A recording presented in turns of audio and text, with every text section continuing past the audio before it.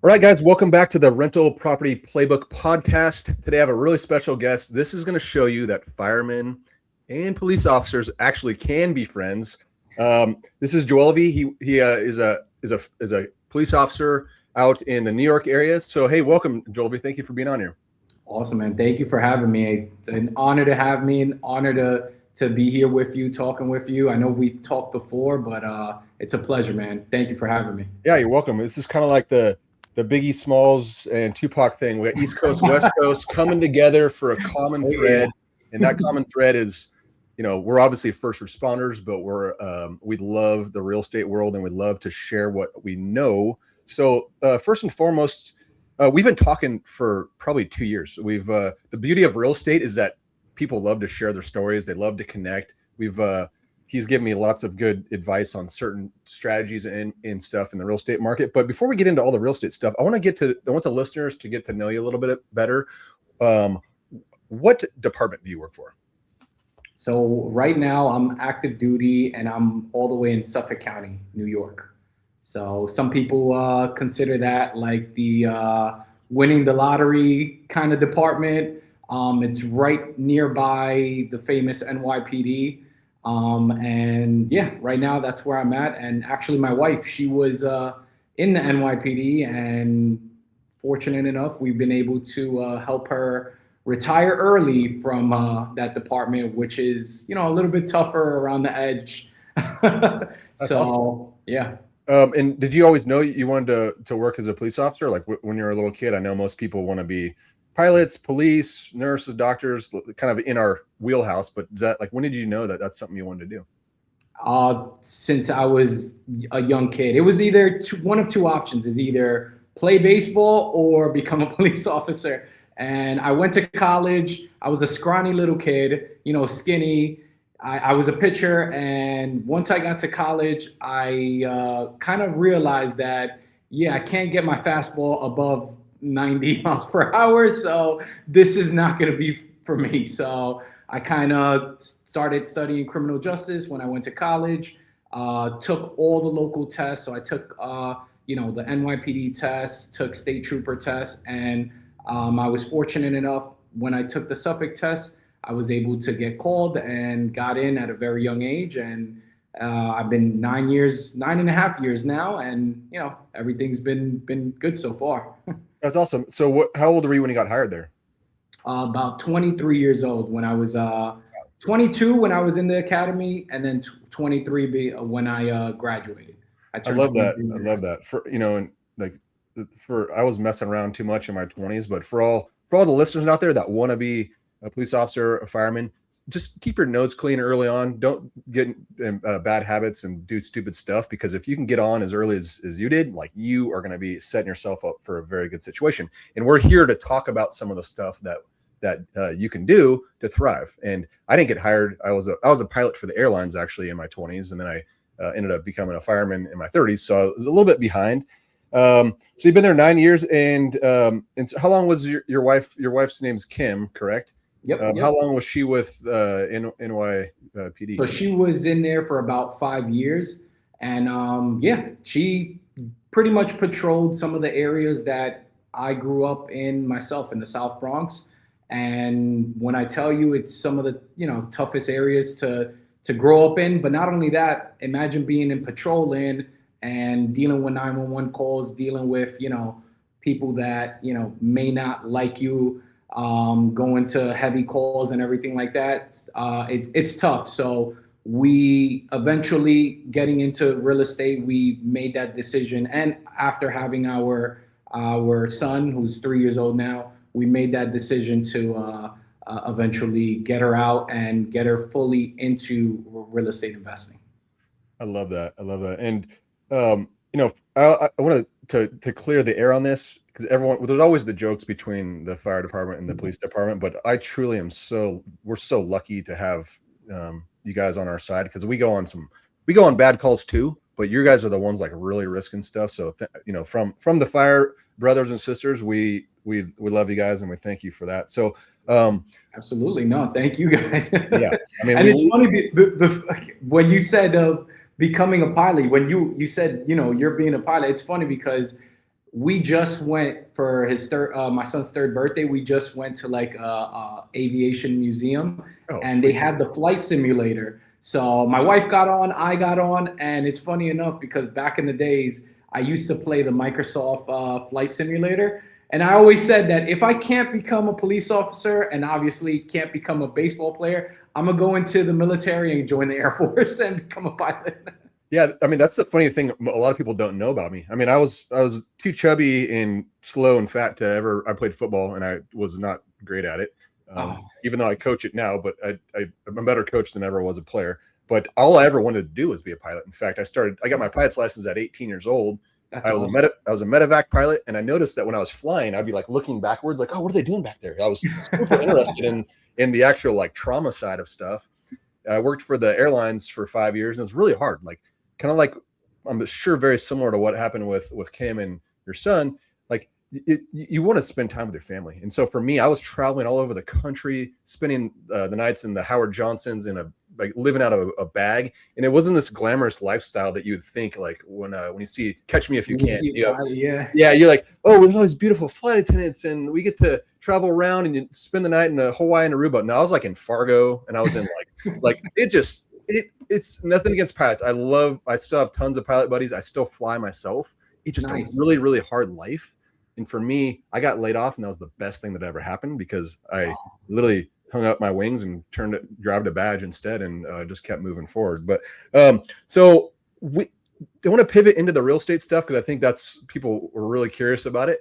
Like, Absolutely. at some point on the job, did someone talk to you about it, or how did you come across it? Because it's something that I think people know about, but they don't really. It's always interesting. Did you read a book? Did you listen to a podcast? What got you personally interested in it? So it's funny enough. It was during a time period where we were in the middle of COVID, and it was during a time period that's obviously super heavy when it came to becoming a police officer. And I remember during this time period, when I got in the academy, I was 100% focused in trying to rank up, trying to get promoted. So I put my head down and I was working hard, trying to get to these places. And during COVID, I kind of realized that I was getting burnt out, with the overtime, picking up every single shift that I can just to make extra money, making sure that I keep up with everything that I need to do to try and get promoted or try and get to a specialized unit. And I remember one specific week, I came home and I was exhausted. I finished, working, many hours of overtimes. And I also watched other guys that were like about to retire, killing themselves doing overtime to patch up their pension. Because I think the rule is, the last 3 years, a certain amount of overtime can go to your pension. So you try and rack up as much overtime as possible to when you're retired. And I remember getting home one day and then I just kind of like laid down, do the typical stuff, started scrolling, and 3 particular people started popping up on my scroll feed on Instagram. One, it was Pace Morby. I would see his stuff, him talking about creative finance, and I would be like, what the heck is this? Scroll. And then number 2, Robert Kiyosaki. I would hear him talk for a little bit. I would roll right past it. And then I would hear the third guy, Grant Cardone, speak about real estate. And I would scroll past it, but I finally landed on one of Grant Cardone's video, and I was like, oh, this actually, makes sense. Like, being able to buy a house, rent it out, pay for the expenses, pocket the cash flow, get tax benefits and everything like that. I did one of his webinars, joined one of his courses, and I quickly realized he's a great salesman, amazing salesman, Grant Cardone. Oh yeah. But I wasn't ready to buy like a 200, 300 unit complex. That's not like the first thing you want to buy. Not the first thing you want to do when you're getting into real estate. So when I quickly realized that, I was already hooked. I already had the bug of real estate because, again, he was a great salesman. He pretty much, explained everything and said, yeah, real estate is a good path to take. Then I kind of fell back on what Robert Kiyosaki said. So I started reading all the books. I read the Rich Dad, Poor Dad book. I had to stop you. I didn't know police could read Is that true? Okay, you got me. I listened to the audiobooks. Just Listen to the audiobooks. But yeah, I listened to the audiobooks. I bought the books. You know, I read the Rich Dad Poor Dad, the ABCs of Real Estate with Ken McElmore, all those books, and I was hooked. And then I said, I need to find someone that can help me learn this stuff. So I actually found a local mentor. I paid a local mentor. It was a group of us. We learned the fundamentals that we needed to go out there into the world and actually, you know, defend ourselves and be able to go out there and do real estate and be secured. And that's what I took out of that mentorship, the basic fundamentals. But it was in around 2022, 2023 when interest rates were starting to go up. So normal deals were not penciling out anymore. Normal deals where people were either outbidding everybody, or deals with DSCR loans when interest rates were at 7-8% were not penciling out anymore. Sellers wanted their price and banks had their interest rate. So you put the two together and the deals were not making sense. And then I started listening to what Pace Morby said, which is, you know, you can buy a house by, you know, working directly with the seller and being able to give them a down payment, monthly payment, and an interest rate, and do seller finance. Or you can find someone with existing mortgage and be able to take over those payments with subject to. So I started listening to that, and I quickly jumped into his world, into his community, learned from his leaders, and I took everything that I learned there and I applied it to my market, and I took action. I took action with what I learned, and I went out there, and day in and day out, I made calls. I made, you know, try to go after deals, and I finally was able to get my first deal using creative finance and using seller finance. And that first deal was amazing. It was a 2% interest rate back in 2023 when interest rates were 7, 8, 9% on a DSCR loan. Wow, that's awesome. I want to explore that a ton more because I think it'll be very valuable to the. But I want to kind of go back in time and a little bit of something you said that I think a lot of our listeners would really resonate with. And it's not just for first responders, it's for just like busy people. I think the times have changed a bit where we're so crazy busy. Like people work there so much. Like burnout is a real deal thing. And it doesn't matter if you even have whatever job, even if you're a stay-at-home mom, which is a really hard job in itself, burnout is so real. And so the time and time again, the thing that I think that pivots people from their day-to-day thing is they get to this, I don't know if it's an age thing or just a mentality where they're like, okay, I've been grinding for so long, and all of a sudden, like it almost becomes panic mode. Like I want to spend time with you probably want to spend time with your wife, Kim. For me, it's Yvonne and my twin boys. And I'm like, I am at work literally all the time, taking care of everyone else. And you're out there protecting everyone else, but like no one has really got our back, right? So every person I've ever talked to about this stuff, they had this like pivotal moment. And I think it really comes with that burnout. So just be careful, everyone out there. Like if you feel that way, it's natural. Slow down a little bit, take a deep breath, start looking out for some other interests. It doesn't have to be real estate. For the two of us, we ended up really, really loved real estate because it became a way to actually start making some real money and start creating that wealth for the family and stuff. But another thing you were talking about that I think is important, and I'm not pushing people towards this, I just think it's important because we've both done it. But when I first started to get into real estate, I too listened to audiobooks. I also said that I read them because it's more fun, right? But I say I read them, but it's really audio. You know what I'll do actually is I'll buy the book and I'll listen and read it kind of simultaneously. And I think that helps a lot. My wife laughs at me because I never used to read books, and all of a sudden I have like devoured hundreds of real estate books. I would start a book and literally like read 5 pages, but you know, it's just because it's really interesting to me. But one thing that I did, just like you, is I found a mentor. I paid, at that point, it was like literally $8,000 I paid to join this mentorship program. I barely had any money.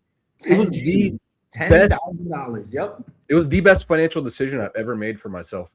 And I laugh because a lot of people, they'll go out and spend money on, like, I'm speaking about people in our community, but they'll go out and buy like new rims in their tires and all this crazy stuff. And they've paid to go to crazy colleges to learn all this stuff for degrees they've never used. And then they finally find something like real estate and they're like, I don't want to pay for it. I want to learn this on my own. And I'm caution you, don't do that. You can do it, but you're going to make major mistakes and it's going to slow you down. And more importantly, what Joelvy said was he took action, but it was because partially it's because you paid money and you're like, okay, I got to get my money's worth here. Yep. You have to, right? And then you get around these really other high achievers. And I know that you're competitive. I am super competitive. And when I get in there, I'm like, dude, that guy has 4 houses. I'm going to get 5. He's got 6. And it's not like me against them. It's more like if he could do it or she could do it, so can I. Absolutely. And so I think that mentorship is so important. So I want to go back to the creative finance stuff because I don't think a lot of people really understand that, including myself. So this is selfishly one of my favorite calls that I've been on because I do long-term out-of-state properties from 2,000 miles away. I do turnkey properties. I do the BRRRR, which is the buy, rehab, rent, refinance, repeat. I love that method. I will tell you the story about my first creative finance deal that did not go right. And you're probably going to tell me that I'm an idiot because I didn't do it right, which is correct because I should have had a mentor and I didn't. That was my mistake. But I'd really like to dig in just on the basic level. I think people come to me and they're like, Brian, the biggest issue, and I think you'd agree, the biggest issue is not deal flow. There's a million deals out there. It's how the heck do we fund these? How do we buy them? Where do we get the money to do it? And so talk to the community here about on the very like basic level. What is a creative finance deal? Like, what does that even mean? I'll give you guys my scenario back in 2023, which was that this house, my first rental was listed on Zillow, and it was listed on Zillow for over 120 days. Obviously, interest rates were high. The houses weren't moving, but this particular house was listed on Zillow for over 120 days. I simply picked up the phone, called the number that was on Zillow, and I was able to get direct contact with the owner of the house. And I simply said, I will pay you exactly what you're asking for or more if you allow me to make payments directly to you instead of getting a bank loan. And the owner of that house, they were an investor. They rented that house out for years. So they were familiar with what that particular strategy is called seller finance. They owned the house free and clear. So they were familiar with that strategy. And they said, yes, that seller told me I would do that, but I'm going to offer you a 6% interest rate. And I told them, you're out of your mind. I'm not going to pay you your asking price and give you 6% interest when I can easily go to a bank and get 6% interest. Right. So we negotiated for months. We negotiated back and forth for months. And finally, I was able to give the seller what they wanted for their asking price, which was $350,000 for the house. They said they wanted a 10% down, and they agreed to a 2% interest rate. And my monthly payment for that mortgage was $953 for that mortgage. When I listed that house for rent on Zillow, this was mind-blowing to me. I did not know this was going to happen to me. I listed that house on Zillow for $2,500. I knew I can get $2,500. I knew because I studied the market. I learned it. An insurance company reached out to me with a displaced family. This displaced family, their house got flooded, so they needed a place to stay because they couldn't stay in a hotel room because it was mom, dad, kids, multiple kids, and a large dog. So they needed a house. This insurance company reached out to me and said, we'll pay you for 3 months. We'll pay you $5,000. $5,000 a month just so you can house our displaced family for 3 months. That was my first tenant. That's a home run deal. Dude, real estate's easy, dude. That's not your everyday thing. But remember, my mortgage was only $953. And once that family left, great. I did great with the $5,000. I quickly rented it out for $2,500 and I was cash flowing. And in that 1 year, that first year of owning that house, I bought it in 2023. I only had one house. in 2023. And then when I did my taxes, very important, when I did my taxes in 2024, I got a refund check from the IRS of over $8,000, over $8,000 for just owning one real estate property. And that was just the federal side. That was just the federal side. So again, to bring it back to creative finance, this, you can literally, anybody can go out there right now, go to Zillow, which is free for everyone, go on any house that's listed for over 120 days, over 90 days, call the listing, whether you speak to the agent or whether you speak directly to the homeowner, and you can say, hey, we're trying to find 4 things: the motivation, how fast they want to go, you know, what's the condition of the property, and obviously the price is listed already, so that's how much they want.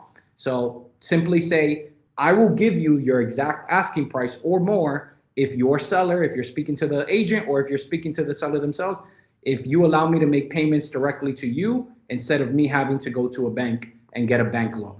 And that would right there would be seller finance. That's awesome. I mean, yeah, the one thing that caught my eye on that is like, you solved that guy's problem, number one. So solve this problem. He was not, that thing's sitting on the market for a long time. He probably would have eventually had to take a much lesser offer. He already had it paid off. A lot of these people, they inherit these homes, or they're older and they want a fixed income. And so Joelvy's giving him that fixed income rate of return and giving him the price he offered is he wants. So everyone wins. And most importantly, get this, guys. That gentleman was an investor. So this wasn't his primary house. So it wasn't that he was gonna save when he sold his house, he was gonna save on the first 250 for capital gains, or if they're married, up to 500. This was an investment property for that owner. So that meant that this guy bought that house in 1996, and it grew. The value of that property grew so much up until 2023. So he was going to pay capital gains taxes from when he bought it to the price now. So he was going to pay capital gains taxes on that if he sold it on the market with a traditional buyer. If he would have either got all cash or they came in with a loan. And instead of that, he was able to sell it, get his price. So instead of getting beat up on price and then paying capital gains on top of that, he was able to get his price and not pay capital gains taxes on the entire amount. He's now able to break that down a little bit as payments come in, and he only paid capital gains taxes on the 10% down payment that I gave him up front. Think about that. And realtor fees too, right? So and realtor fees, realtor fees, right. None of that. So that was seller finance. This is what subject 2 is. If you find someone, real quick question, or not question about that, but I want to make a real quick statement. So Joelvy said he saved on that as one property, $8,000 in taxes, right? A huge part of what I want people to realize is real estate is meant, the tax code and real estate in particular are meant for that. We're starting to see in our community, like we just had a guy who he's got 3 properties. He just got a $38,000 tax return. So he could take that now. And once you get into this for a couple of years, he's taking those tax returns, and so am I, and buying another property. And so basically my other properties are helping me buy more and more and more. And if I were to go to work to make 38 grand, it would take me about 50 days away from Yvonne and my 2 boys, which I don't want to do. So this is how you could later start affording it. But even 8 grand's a lot. Like that's a significant money. And mind you, that was not with 100% bonus appreciation. That was with, back in 2023, we were at 60 or 80%. Now we have 100% bonus appreciation. So we have to realize that you can literally take the building value, because we have to divide the two, land value and building value. You can take the building value and 30% of that building value, around 30%, 20 to 30%, you can take that up front in the first year if you do a cost segregation and literally structure it the right way. Obviously work with a CPA that knows what the heck they're doing with real estate. And you can literally take that with 100% bonus appreciation now and take all of that upfront in the first year, which gets you a huge tax return. So that's huge for people to know. Yeah. What are the terms on that? Like I've always wanted to know, and I think people would want to know this. like what are the incentives for that guy? We talked about it. The incentives, he's getting the correct price. He's getting his price. Yeah. Like, so what type of term, like 2%, but for how long? Like what's your term on? So that's called a balloon payment. So whenever you're doing creative finance, when you're not getting an existing loan, typical loans, when you go to a bank, you can amortize it. Typical loans are anywhere between sometimes 25 with DSCR loans to 30 years with a regular conventional loan. You can still amortize a creative finance deal or seller finance deal over 30 years. This deal, we did it over 40 years. Because again, we're not doing regular bank loans. We're not following that. So I said, let's amortize it over 40 years, but I will pay you the remaining balance at year 10. So this is called a balloon payment. So this means that we are going to amortize the monthly payment over 40 years, and I will pay him the remaining balance, whatever's left on the mortgage, at year 10. That is called the balloon payment. You can negotiate 5-year balloon, 2-year balloon, 30-year balloon with a seller, but you could sometimes negotiate no balloon and just do the 40-year amortization and pay him out. So for him, he's gonna get that payment, which is $900 or what's the $953. Yeah, $950 for that long. That's crazy. So he's getting way more than his original asking price at that point. And the beauty of time is for Joelvy, 10 years has the appreciation and the pay down on that thing to happen, and you're like, the property is going to end up paying back for itself because it's going up in value so much that you're going to be able to basically refinance out of it. Correct? Is that what I'm understanding? For those 10 years, I'm getting cash flow. Yeah. I'm getting appreciation. Tax. I'm getting debt paid down, not by me, but by a tenant. I'm getting tax benefits every single year, and I'm getting leverage because at that 10th year, I can do one of 3 things. Is I can sell it, take all the equity for myself, pay off the seller his balance. I can, number 2, refinance. So stay in the deal, refinance, keep renting it out, and pay the original seller out. And now I have a new 30-year or 25-year mortgage. Or number 3, I can easily go back to the seller and say, hey, seller, I've paid you great for 10 years. Would you want to extend and do another seller finance note if you don't want to pay capital gains again? So we can go ahead and renegotiate as well. So that's 3 things at the end of 10 years. Good for you. Not bad for a first deal there. Have you had here? I was going to ask you like what your worst deal was, but I'm going to tell you mine. I want to tell you mine first because I know I just effed this up somehow. But what I did is I got linked. I didn't know, by the way. Make sure you get in Joelvy's circle for this. If you like, we're gonna link you with him for all this stuff later, and that's why I'm having him on here, because he's like the man, the myth, the man, the legend. Pace would be very proud of you, by the way. But I appreciate it. I took this goes back to the find someone that knows what they're doing and link up with them, because I did not know what I was doing, and I did one of these deals, and I actually am the one who screwed it up. But what I did is there was an older couple, like way older, like in their 90s, right? And they had a property. They didn't.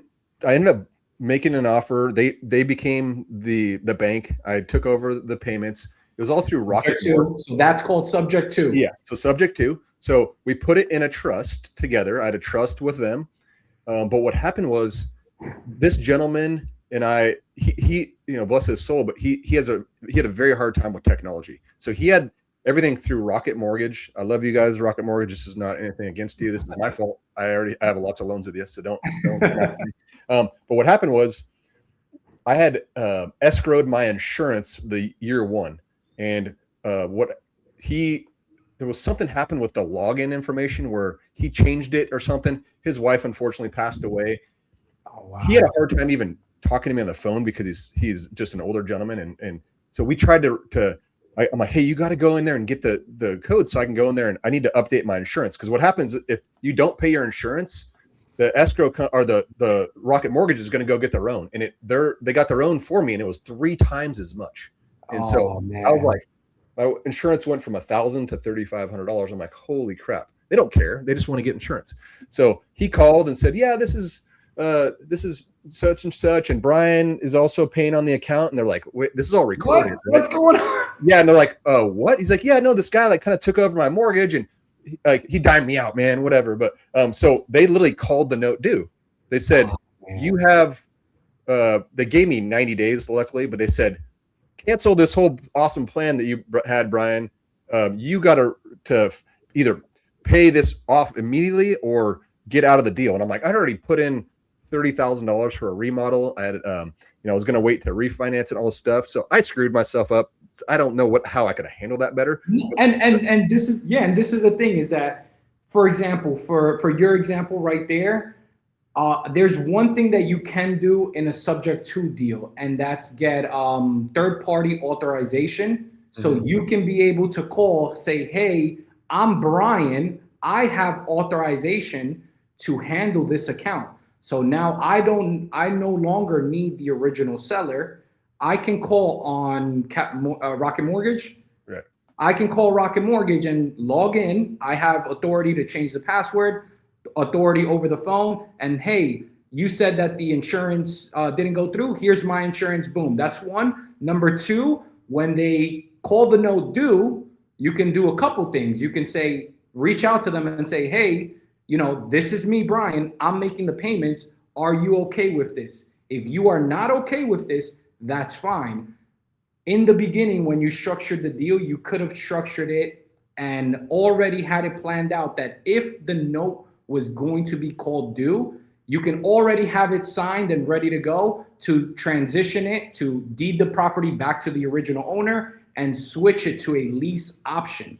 That's number one, lease option. You could transition it to that. So that means that you could continue making the exact same payments directly to the mortgage, and the option, at the option period, you'll be able to refinance whatever you need to refinance. So structure it as a lease option.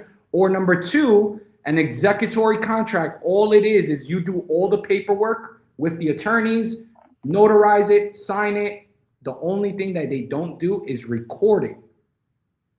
So that's the only thing that they don't do. So you could have structured that in the beginning and told the seller, listen, we're going to get third-party authorization and we're going to automatically have the lease option or the executory contract filled out. So that means that if the note gets called due, Brian, I will try my best to convince them to allow me to keep on making the payments. But if they do not agree, I will, without your permission, we'll have everything already signed. We'll deed the property right back to you. We will convert the same exact deal into a lease option, or number two, executory contract. And that executory contract sits in a safety deposit box, either in your bank or the attorney's bank, which is safer. And it does not get recorded. So you're still the owner. On paper, you're still making the payments because the bank doesn't care who's making, where the money is coming from. They just care of like, hey, we had this in our clause that if you sell the property, we must get paid. So they wouldn't care if the deed wasn't transferred and you, Brian, continue making the payments. But once they figured out that the deed was a deed transfer, you guys put it into a trust. We put it into a trust. I was the power of attorney because they're older, and so. Okay.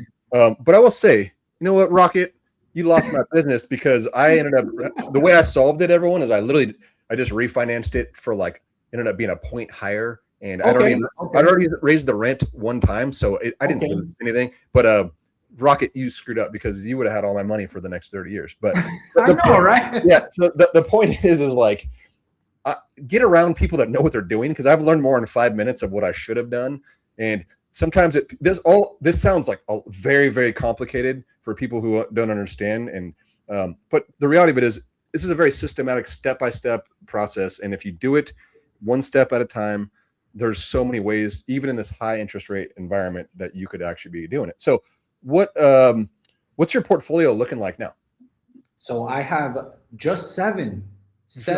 Just seven. And people, people see on Instagram, social media, 200, 300 units, 1,000 units.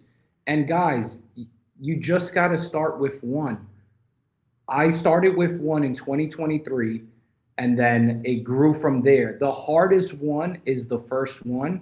And once you get your first rental, it's kind of like a domino effect. It's just, more deals start coming your way. You feel more comfortable. You're not stuck in an analysis paralysis. You're able to analyze deals better, and everything just starts, you start getting more deals. All I have right now in my portfolio are 7 properties. I have number 8 under contract right now, and it's another seller finance deal, a tired landlord, someone who wants their price, has a tenants in there and doesn't want to get beat up in their price, doesn't want to pay huge capital gains taxes.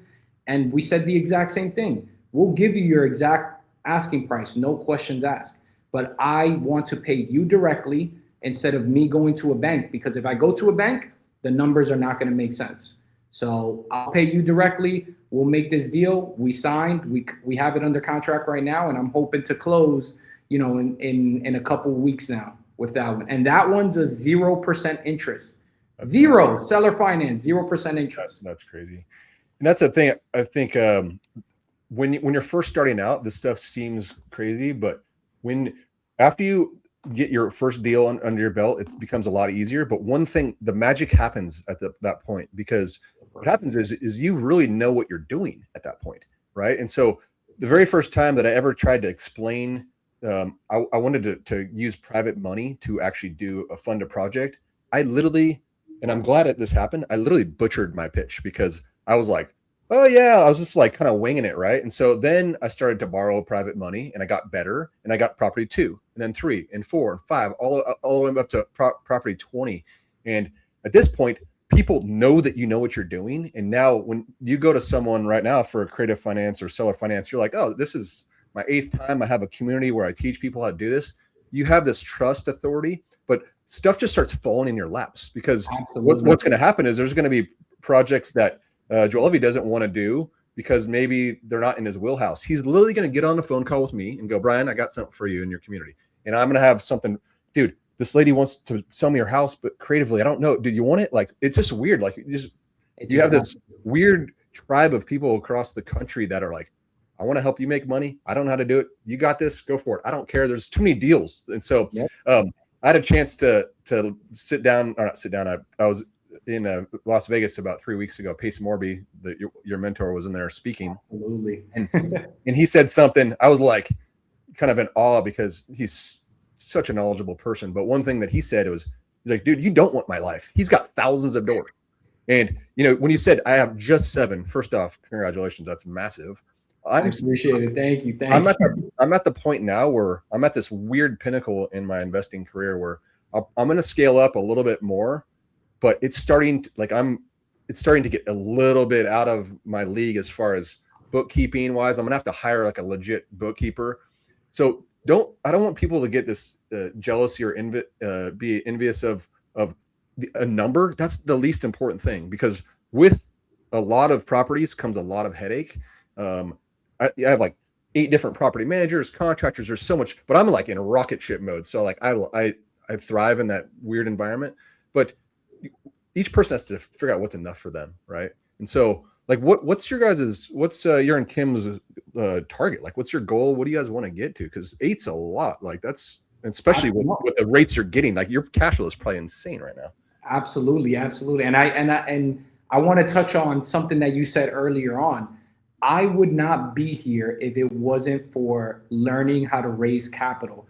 And you said something, significant, and it happened to me too. I didn't even know how to raise capital. I didn't even know that was a possibility until I got that first deal under contract at 2%. And I remember having a conversation with another coworker of mine, funny enough, a fire chief. A fire chief. He was, very had a lot more years than me. Had done a lot of real estate in his time. Has done a lot of business deals. And I remember him telling me, if I ever get anything, just reach out to him so he can run the numbers. Maybe we could work on something together. So when I got that deal under contract, I reached out to him, and the first thing he said to me, and I was shocked. I was shocked when he said this to me because I sent him the deal just so he can give me some feedback. Like, hey, is this a good deal or not? He said, so how much do you need? And I was like, what did you just say? He's opening up He said, yeah, how much do you need? This is a great deal. I see that you got it under contract. I'll give you the money for the down payment, the closing costs, the rehab costs, and the holding costs. And you give me a return on investment and I'll be in second lien position because the first lien position would be the seller finance note. And I literally was in shock when I realized that someone else with money is going to fund the entire deal that I just got. And I did not have to, come up with the entire amount and I'm getting my first deal like that. So that was my first taste of raising capital and, being able to scale and buy more and more deals. And then ever since there, I've been able to raise over $1 million in private capital to do all the deals. I wouldn't be here if it wasn't for the private money lenders and the private money partners that I've been able to do deals with. So shout out to them. Yeah, I agree. Like we all get to a point. I don't care if you have multi-millions, but you can't save your way to buy the next property over and over again. The first couple of times, yes, you could refinance, take HELOCs, maybe pull some money out of here and there. Maybe you inherited money or maybe you had a lemonade stand or whatever it was. But eventually you get to the point where you have to be able to do it. And so you're going to hear a couple of things online. You're going to like, everyone thinks it's like the clickbait bros, and it's not. This is a legit real thing. They're going to be like, buy a house with little to no money down. Guess what? It's real. It is freaking real. Joelvy and I have done it. Like I don't fund any of my own deals. What I do is I pay my lenders very hefty and they make money, but I'm able to do the deals because I have the knowledge and I'm taking a little bit more risk, but they're doing it. So just because you see that in like, it's this cool, like Instagram thing, it's actually legit. Like we're both doing it. We both raised over $1 million. And guess my in-game goal, and I think you probably would want to do the same. One of my in-game goals is to find a younger version of Brian that's in his 20s, that's either works and lives in the Bronx like you, or that is a young fireman, and I'm going to mentor them, and I'm going to lend to them, and I'm going to show them exactly how to do it, because that's how you make legit money, is by being a lender, that's where you want to be. The game. I'm going to get that money by refinancing probably 3 or 4 of my properties and pulling money out. So I'm going to take that money from my rentals and go lend it to someone else, show them the ropes so I can give back a little bit to them too. But that's amazing. Sorry, I interrupted you. I want to know like what you and Kim have coming up next. That's absolutely. The number one thing is, and we preach this all the time, is continue to follow God and continue to, to go down on the path of following God and preaching that and teaching that to my son. So that's the number one thing, because without him, none of this would have been possible. I wouldn't be here right now. None of this would have been possible. So obviously, number one thing is continuing to follow his word and follow his path. And I preach that all the time, and grow our family. Definitely. We want to grow our family, want to be able to continue to spend more time together, continue to grow, and definitely continue to grow our portfolio. But that's second to trying to help out other people, like you said, that are in our shoes when we started off, and try and help them out, break those myths that they think that, you need all the money in the world, you need perfect credit, you need perfect timing, you need to know everything about real estate from A to Z before you get started. Breaking that kind of like stereotype and teaching new guys that want to learn, new guys and girls that want to learn, teaching them that you can do this by, finding the right person, finding the right mentor, and be able to go out there and, help them side by side next to them, like a field trainer, like a FTO field trainer next to them along the way, responding to calls and helping them along the way, putting in offers, learning how to raise capital, all of that. That's our number one thing right now that we're trying to grow and that's amazing, man. I think me and you are brothers from other mothers, because we have such a similar path, and I love real estate for that reason. I love first responders for that reason. So yeah, it's appreciate you sharing your story. We talked tons of different things about how your transition over from, you're not leaving that job, but your transition into real estate. Your son should be proud of you, dude. You and Kim are really crushing it. Finding mentorships, raising private money, just taking action and all the deals that are out there. I am super grateful for our friendship, and I can't wait to grow and learn more. But because this is not my wheelhouse, I want you to tell people, because so for all the listeners out there, I know you give back and you teach this stuff. You have webinars, you have you really know what you're doing. So if you're interested in any of the stuff we talked about, reach out. How do they get a hold of you? Because I think, number one, people, you should. So how do we get a hold of you? Absolutely. So if you're in social media, on Instagram is Cops to Cash Flow, the number 2. So Cops, the number 2, Cash Flow. So if you're on Instagram, reach out there. If you're on Facebook, just Joelvy Delacruz, just simple my name. Reach out, DM me, and definitely ask any questions. Jump on.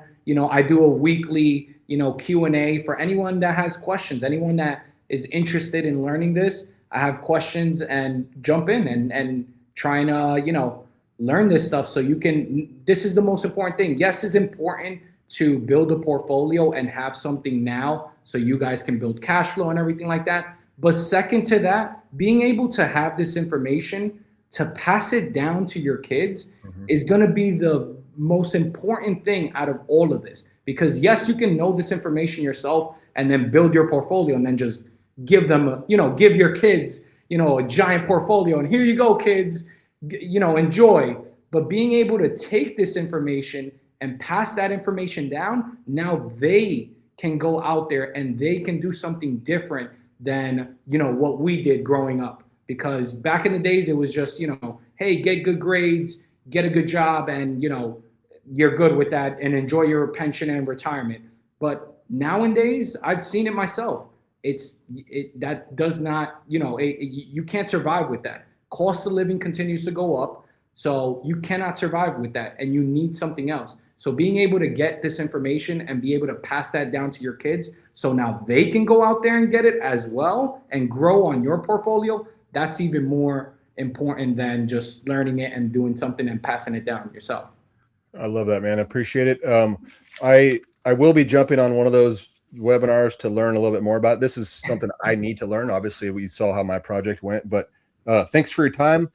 Police, fire, we do love each other. East Coast, West Coast, Biggie Smalls and Tupac are here to tell you that we can make it happen. But thanks for listening, everyone. I'm going to put all his information in the description so you don't have to memorize it, because firemen can't memorize anything. So and again, thanks for giving back to the community and getting out there and doing your thing. Keep on crushing it. Say hi to Kim for me. This is Brian Joelvy from the Rental Property Playbook, and I'll see you on the next one. Peace out. Peace.